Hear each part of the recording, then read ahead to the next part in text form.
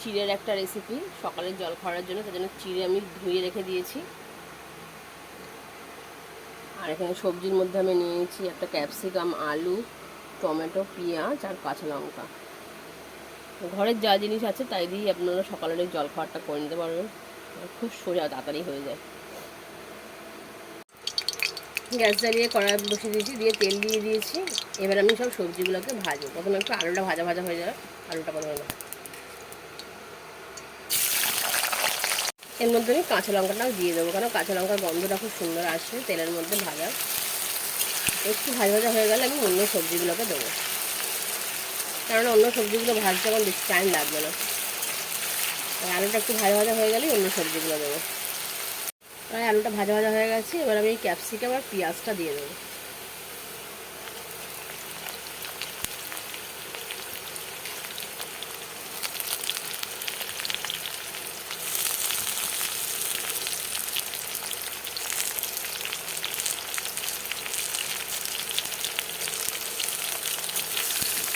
আমি এতে টমেটোটাও দিয়ে দিলাম।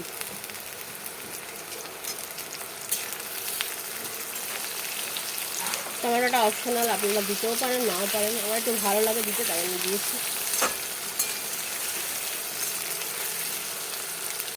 এতে আমি দিয়ে দেবো প্রয়োজন মতো নুন।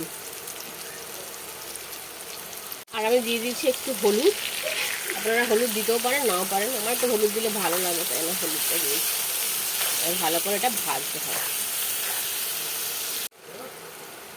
আমার আলুগুলো ভাজা হয়ে গেছে, এবার আমি এই ভিজিয়ে রাখা চিড়েটা দিয়ে দেবো।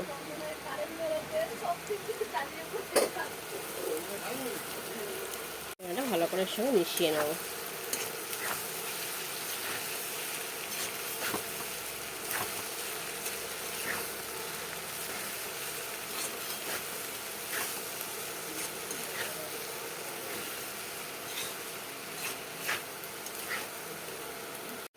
এবার আমি এতে দিয়ে দিলাম একটু গোলমরিচের গুঁড়ো। ভালো করে মিশিয়ে নেব।